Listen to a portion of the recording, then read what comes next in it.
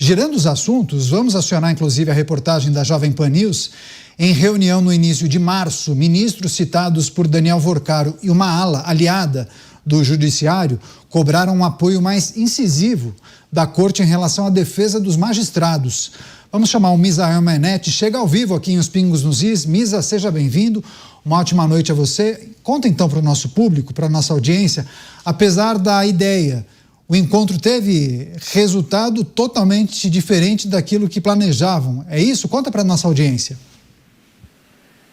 Divergências, exatamente isso, divergências, Caniato. Muito boa noite para você, em especial você que acompanha Os Pingos nos Is.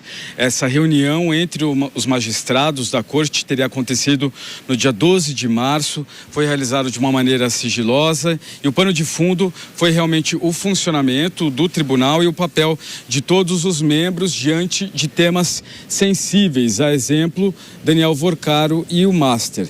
Durante a conversa ficou claro que tem visões divergentes sobre como o STF deve atuar, especialmente em relação à condução de processos e também a postura institucional da Corte. Isso tem sido debatido muito pela sociedade, por várias instituições, essa parte institucional do STF. Um dos pontos de atrito envolve a atuação do presidente da Corte, Edson Fachin. Parte dos ministros teria defendido que ele assuma uma posição mais articuladora, conduzindo decisões de maneira coletiva. Agora, outros integrantes teriam demonstrado mais resistência a propostas apresentadas por Edson Fachin, como a adoção de medidas internas para disciplinar o comportamento dos magistrados.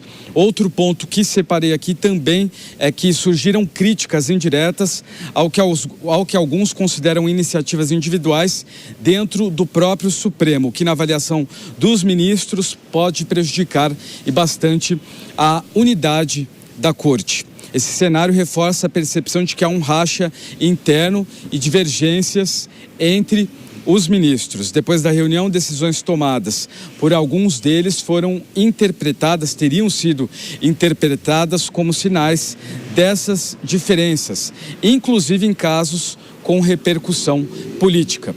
E aí a gente vai acompanhando, e interpretando também, não deixa de ser uma interpretação, cada voto em cada decisão, dos ministros pode demonstrar esse tipo de comportamento, de um pensar de uma maneira e de outro pensar de uma maneira, nesse momento onde existe uma crise institucional e também, de acordo com muitos juristas, uma crise que atrapalha o STF como unidade. Caniato?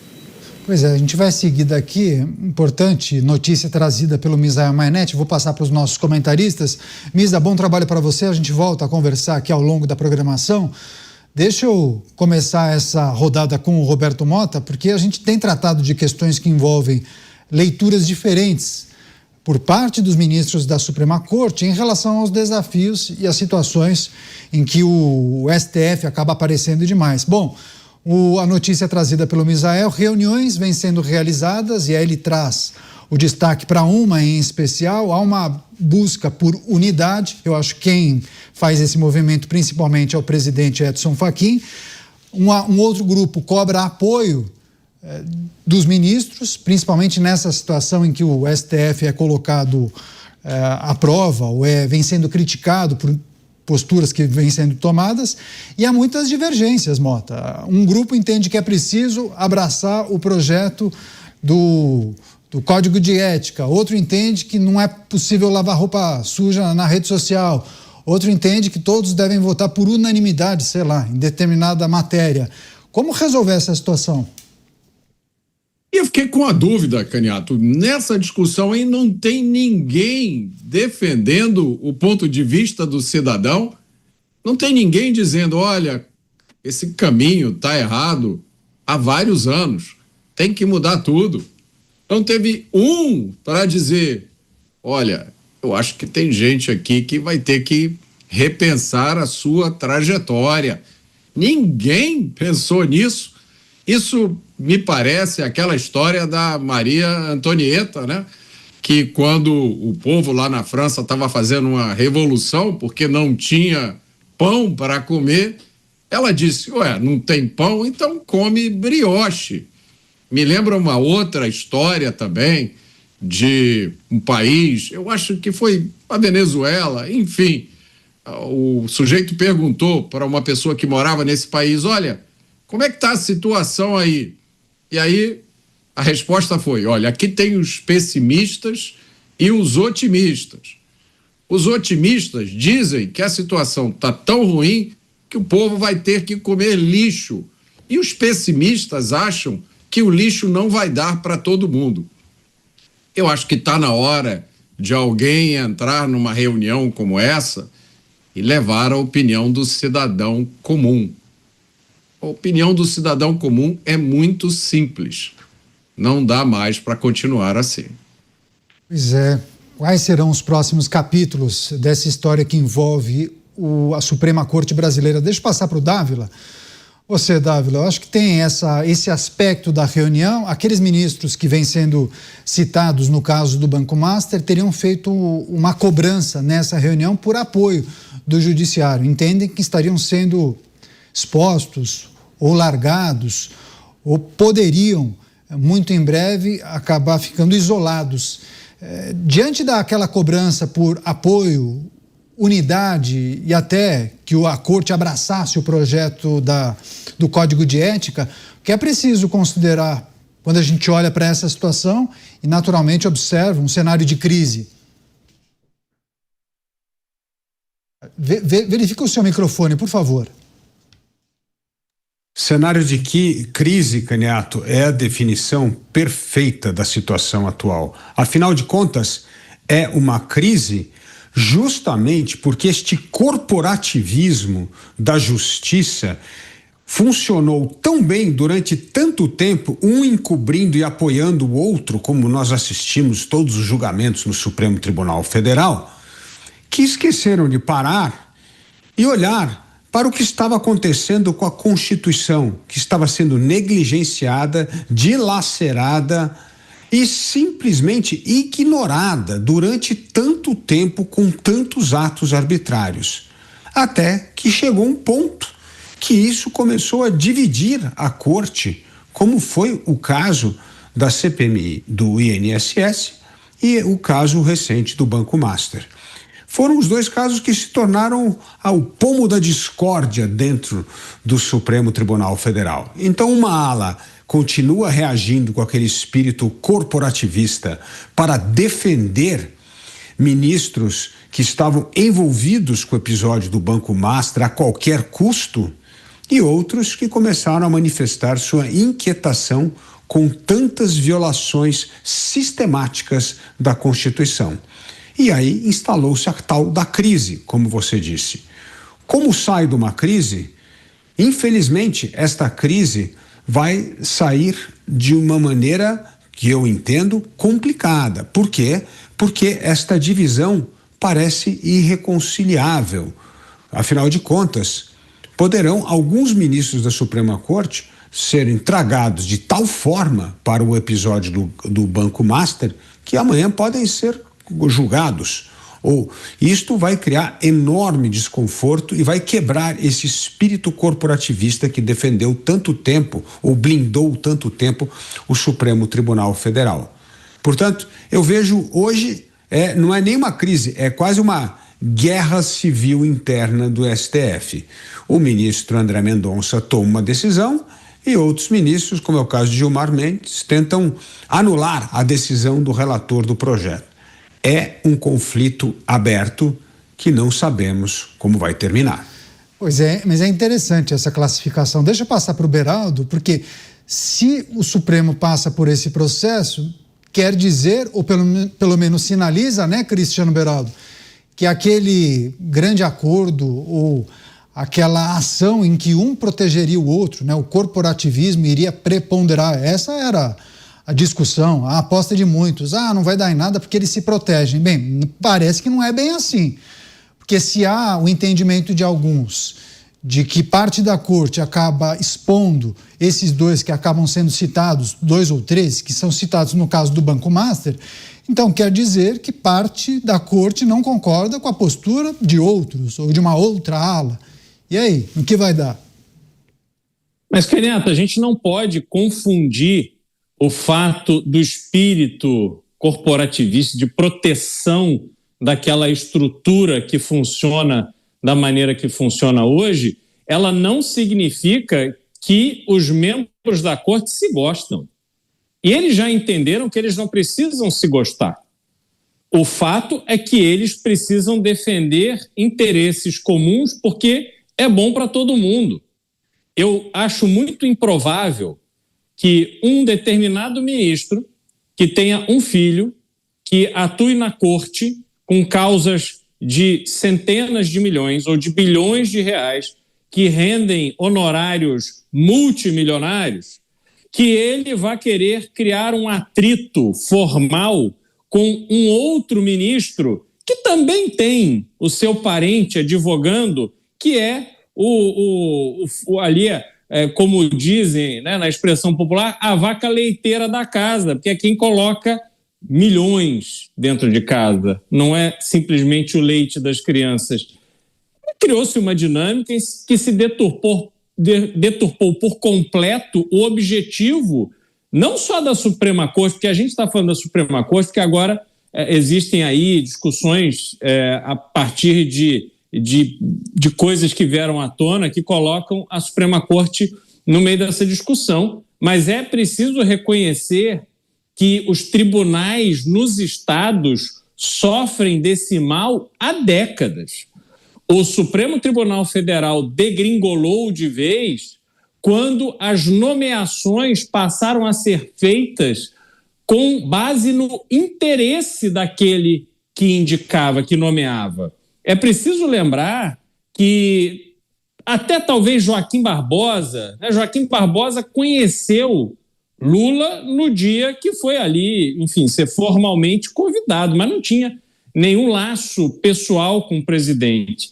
Depois desse momento, nós vimos advogado que repetiu, que não passou em concurso para juiz, mas que era advogado do partido do presidente. Nós vimos candidato que disse, não, pode me indicar que eu mato no peito. Nós vimos indicado que entrou na corte ali com compromisso de usar os embargos infringentes para jogar no lixo o trabalho feito pela corte no trabalho do mensalão.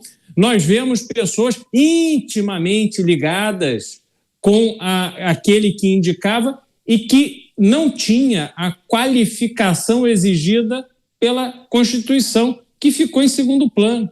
Portanto, o que nós estamos assistindo hoje é a consolidação de uma degradação que já vem há muito tempo. E eles vão se proteger porque é da natureza.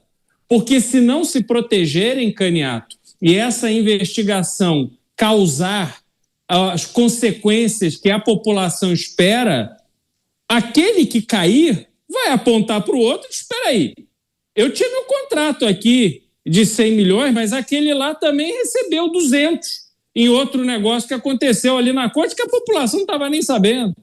Então, eu realmente não vejo nenhum cenário em que a maioria da corte vai se abandonar, apesar de não necessariamente se gostarem ou serem amigos, mas toda esta tensão é suspensa no momento em que precisam decidir a favor dos seus próprios interesses. Antes de passar para o Musa, só divide de novo com o Beraldo, rapidinho, quero fazer uma última parte aqui, só para destacar e transmitir também para o nosso público, lembrar dos 10 itens do Código de Ética sugerido por Edson Fachin. O Supremo deve se debruçar, avançar com essa pauta, inclusive a ministra Carmen é quem será a relatora desse Código de Ética, né, do processo que culminará na adoção ou não desse código. E aí, Beraldo, só 2 itens aqui dessa lista de 10 tópicos.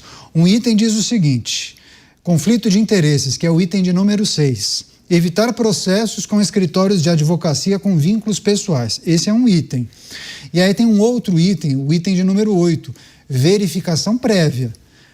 É dever consultar parentes / advogados próximos sobre a atuação em processos. Então, verifique que não está muito especificado. é relativamente abrangente, né? É só um encaminhamento, é uma diretriz. Eles ainda vão se debruçar sobre isso, eu acredito. Mas esse código de ética, só na esteira do que você disse, não expõe justamente uma situação que você descreveu muito bem, que são aqueles parentes que advogam e defendem causas multimilionárias na própria Suprema Corte? Pois é, Caniato. Se estão discutindo um código de ética, é porque não existe mais ética no tribunal. E veja que o código de ética que você citou nesse item 8, se não me engano, ele fala evitar participar de julgamentos que tenham ali como advogados um parente ou uma pessoa próxima. Evitar! Quer dizer, você não precisa escrever que... Não é que você tem que evitar, é que você tem que se dar por impedido. Você jamais pode atuar ou influenciar uma causa em que um parente seu, que às vezes dorme no mesmo quarto que você, vai ter um benefício pecuniário, objetivo e imenso. Então, quando você chega nesse ponto, não há salvação. Não, agora tem que consultar parentes e pessoas próximas. Então, olha só essa loucura, Caniato, vai chegar um processo, aí o ministro vai pegar o caderninho lá de nomes e telefones. Deixa eu ligar para esse aqui. Fulano, chegou isso aqui para mim? Você tem alguma coisa a ver com isso? Não? Então tá bom, muito obrigado. Aí ele tica lá, diz, não, esse aqui tá ok. Aí ele vai passar o dia inteiro ligando para os outros. Quer dizer, não faz nenhum sentido esse negócio. Agora, para quem não tem vergonha na cara, para quem não tem a menor noção do que é praticar ética no exercício da magistratura, aí vão ficar aí perdendo o nosso tempo e o deles, que são pagos por nós, para ficar discutindo o código de ética num lugar em que a ética morreu de velha. Passar para o Bruno Musa. Você, Musa, nessa discussão, as reflexões a respeito de uma divisão, as divergências que acontecem dentro da Suprema Corte, reuniões que apontam para leituras distintas sobre esse cenário de crise e o entendimento de uma parte que cobra da outra apoio irrestrito em meio a essa situação em que algumas figuras do Supremo vêm sendo citadas nesse noticiário que envolve o Banco Master. Veja, Caniato, o primeiro ponto que a gente talvez tenha que fazer uma reflexão um tanto quanto profunda é que fica muito claro que há um esquema muito grande de corrupção aí. Talvez isso supere todos os esquemas recentes desse século no Brasil, de várias formas, seja no financeiro, seja no número de pessoas envolvidas, na dimensão, enfim. E me espanta que grande parte da burocracia faça esforços abertamente expostos para cancelar um processo que nitidamente levou mais de 50 bilhões de reais da população brasileira. Esse dinheiro está em algum lugar, seja em imóveis, seja em carros, seja escondido, ele está em algum lugar. A questão é, esse dinheiro não pertence ao Banco Master, nem àqueles que foram corrompidos por todo esse processo. Então, como é que podem existir servidores públicos que façam esforços abertamente descarados para tentar travar essa operação? Veja, nós perdemos qualquer senso de moralidade. Nós fomos ensinados ao longo dos anos, Caniato, que talvez a harmonia entre os poderes é a melhor coisa. Eu costumo questionar o status quo, costumo questionar o establishment, a tal forma de organização da sociedade como é entendida o bem comum, sem ninguém perguntar o que é o tal bem comum. Mas nós fomos basicamente obrigados a aceitar esse tipo de organização de sociedade e eu a questiono.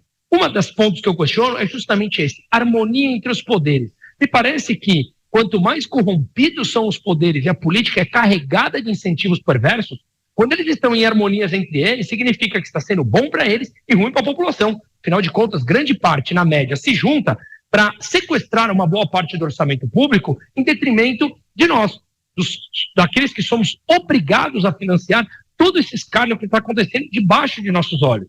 Então, quando a gente fala da harmonia dentro dos poderes, a gente também pode falar, gostei do termo que o Davi usou, da guerra civil, a harmonia interna dentro do sistema judiciário ou aqui dentro da Suprema Corte. Será que, de fato, uma harmonia entre eles é bom para a população em tentar conseguir o máximo de informações e trazer luz e transparência a essa obscenidade que está acontecendo? Me parece que não. Então, quanto mais eles entram em atrito entre eles, maior a chance de, efetivamente, nós, e somos obrigados a financiar, temos algum tipo de esperança de que informações virão à tona, a imprensa continuará fazendo o seu devido trabalho de mostrar os fatos e a população, enquanto financiador coercitivo de tudo isso que está acontecendo, tenhamos o mínimo de esperança em levar uma boa parte da população à sua falta de preocupação e poder, falta de preocupação no sentido de não contestar e passarmos de fato a sermos um dos agentes econômicos